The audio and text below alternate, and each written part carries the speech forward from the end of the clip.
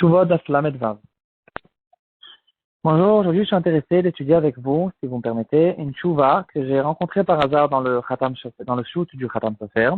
Il n'y a pas de hasard, bien sûr, mais je l'ai vue il y a quelques jours quand même. Et elle concerne une halakha qu'on rencontre dans notre daf. Dans notre daf, on va voir euh, quel est le din dans le cas où il y a une rumeur qui sort sur quelqu'un, que cette personne-là, il se comporte pas bien et il a toutes sortes de relations interdites. Et donc, on veut savoir si on va croire ces rumeurs ou pas. Donc, Khatam Sofer ramène l'histoire d'un Khazan, qui est d'une autre ville, ils ont envoyé la question au Khatam Sofer. Ce Khazan, il y a eu toutes sortes de rumeurs qu'il se comportait pas bien, point de vue moral. Et donc, il voulait savoir, est-ce que quelqu'un comme ça, il peut continuer à être Khazan, à faire monter les filets du clan d'Israël, de sa Keila, ou bien, non, maintenant, il faudra le démissionner à cause de ces rumeurs. Donc, on ouvre notre Gemara. La Gemara, elle va nous dire qu'une fille sur laquelle il y a eu des rumeurs qu'elle a eu des relations interdites, alors elle aura le droit quand même de se marier avec un Kohen plus tard parce qu'il n'y a pas eu ici de témoins, c'est que des rumeurs. On ne va pas faire attention à ces rumeurs. Elle a encore sa chizkat kashrut et sa chazaka qu'elle a encore betula. Et donc elle pourra plus tard se marier avec un Kohen. La Gemara, on arrive à cette halakha à travers le knas. Dans certains cas, la Torah a donné un knas à quelqu'un qui a violé une fille, par exemple, ou bien dans le cas de Motsi Shemra, qui s'est marié avec une femme et qui a inventé, qui a menti, qu'elle n'avait pas de Betulim. Et donc, dans ce cas-là aussi, la Torah, elle demande de demander un knas. Ce knas-là, il sera que dans un cas où la fille, elle a une chazaka qu'elle est Betula. Et dans les cas où elle n'a plus de chazaka, par exemple, qu'elle a déjà été, par exemple, elle est emprisonnée, ou toutes sortes d'autres cas où elle n'est plus Betula, donc il n'y aura plus ce knas. Donc, en tout cas, le Shulchan Aruch, il reprend cette halakha, ça se trouve dans la partie Ebenezer, Siman Vav, Seif Tet Zayin. Il va nous dire, une fille sur laquelle il n'y a que eu des rumeurs et pas des témoins, elle se comporte mal, elle peut quand même plus tard se marier avec un Kohen. La question se pose, c'est qu'il y a apparemment une contradiction dans le Shulchan Aruch.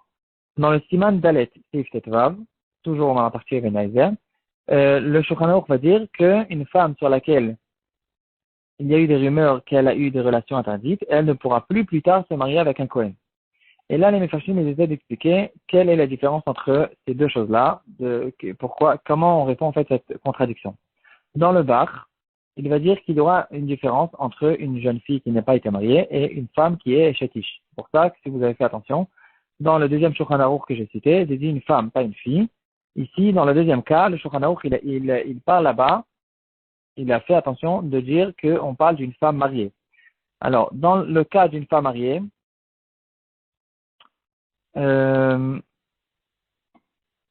non. Au contraire, dans le cas d'une femme mariée, on ne va pas, on va moins croire les rumeurs, parce qu'on ne va pas faire sortir une rumeur sur une femme qui est mariée tellement facilement. Donc, en général, quand il y a une rumeur sur une femme mariée, c'est sûr que c'est vrai. Non. Donc, je reprends. Dans le cas où elle est interdite, c'est une femme mariée, parce que si, même malgré le fait qu'elle est mariée, il y a des rumeurs qui sortent sur elle, elle fait des problèmes, alors on va plus croire cette rumeur, on va plus faire attention à ça, et on va dire qu'elle ne pourra pas se marier plus tard avec un Kohen, bien sûr, dans le cas où son mari il est mort, parce que s'il a divorcé, de toute façon, elle ne veut pas se marier avec un Kohen. Et c'est de ça que le Shulchan Aruch parle quand il va dire dans ses mandalettes qu'une femme ne peut pas se remarier après avoir eu des mauvaises rumeurs. Par contre, dans le Siman Tezaïn, il parle d'une jeune fille. Dans ce cas-là, on dira, elle a toujours sa chazaka, sa cheskat kashrut, et elle peut plus tard se marier avec un Kohen. Deuxième réponse que va ramener le Bet Shmuel. Il va faire la différence entre les rumeurs. Il va dire, il y a des rumeurs et il y a des rumeurs. Ce qu'on appelle une rumeur simple, c'est juste une voix, kol. Il appelle ça kol. Il y a kol et il y a rinoun, en fait. En français, je ne sais pas s'il y a deux mots.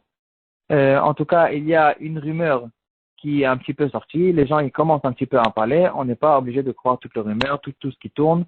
On sait très bien qu'il y a beaucoup d'inventions. Il y a des gens, il y a toutes sortes de gens qui aiment bien inventer des histoires. Et donc, on ne va pas le croire. Par contre, quand il y a un rinoun, c'est-à-dire que c'est vraiment toute la ville qui parle et qui disent et qui raconte des histoires et que l'histoire arrive de plusieurs côtés, pas d'une seule personne. Dans ce cas-là, on va l'interdire à se marier plus tard avec un Kohen. Le Khatam Sofer, il va ramener ces deux réponses de la contradiction qu'il y a dans le Shulchan Aruch. Et il est d'accord plutôt avec la première réponse. Il va dire que de faire un chilouk entre une rumeur forte et une rumeur pas forte, c'est très difficile. On ne sait pas qu'est-ce qu'on appelle une rumeur forte, une rumeur pas forte. C'est pas quelque chose qu'on peut dire à des gens, et rumeur forte, rumeur pas forte, c'est pas suffisamment déterminé. Et on ne peut pas faire ce chilouk. C'est sûr que le Shulchan Aruch n'avait pas l'intention de faire un chilouk comme celui-là. Et en revenant justement au Chazan, donc le Khatam Sofer, il va continuer à nous ramener des références. Il va nous dire qu'il y a un Shulchan Aruch dans Siman Nun Gimel, dans la partie Orachaim pour le coup. Il dira, le Shulchan Aruch, quand il y a quelqu'un qui a un poste public, comme Chazan, comme Shochet, comme Arabe, on ne va pas le démissionner facilement. C'est que dans un cas où on a trouvé qu'il est pasoul. Et ici, le Shulchan Aruch, il fait référence à quelqu'un sur lequel il y a eu vraiment des témoins, il y a eu un bédine qui se sont assis, ils ont bien vérifié cette personne-là et il fait des avérotes. Cette personne-là, c'est que dans ce cas-là, on a des preuves qui sont bien claires qu'on peut le faire démissionner et le descendre de son poste. Le Rama, il va encore plus préciser. Il va dire que si c'est un cas où il n'y a que des rumeurs, alors on ne va pas le croire. Par exemple, les gens disent que ce Chazan, il a été trouvé avec une Goya. Dans ce cas-là, on ne va pas faire attention aux rumeurs, on ne va pas démissionner facilement. Donc apparemment, la question qui est arrivée devant le Khatam Sofer, elle est assez simple parce qu'il y a pratiquement un Shulchan Aruch qui est clair, qui dira rumeur, c'est bien beau, mais on ne va pas faire démissionner quelqu'un et lui faire perdre sa parnassas ou lui faire perdre son bon shem à cause que les gens, ils parlent.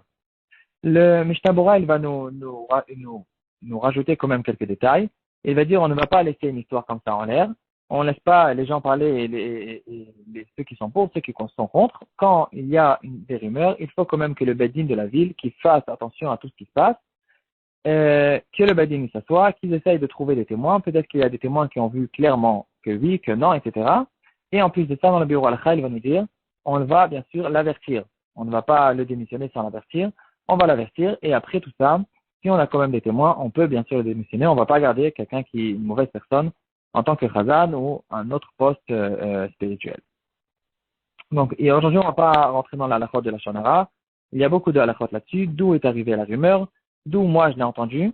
Et quelles sont mes intentions quand je suis intéressé de raconter cette histoire à d'autres personnes? Il y a beaucoup de détails dans le Chafetz Chaim. Combien de personnes en parlent? Etc., etc. Donc, on ne va pas rentrer quand même dans ces histoires. C'est des histoires qui peuvent arriver. Il y a toujours les halachot de la Shonara qu'il faut vérifier. Ici, on parle d'un cas où il y a des rumeurs sur quelqu'un. Est-ce qu'on va le démissionner? Le renvoyer de son poste? De là, on en arrive à un terme qu'on retrouve souvent dans les poskim, qui s'appelle kala delopasik, c'est-à-dire une rumeur, une voix qui ne s'arrête pas.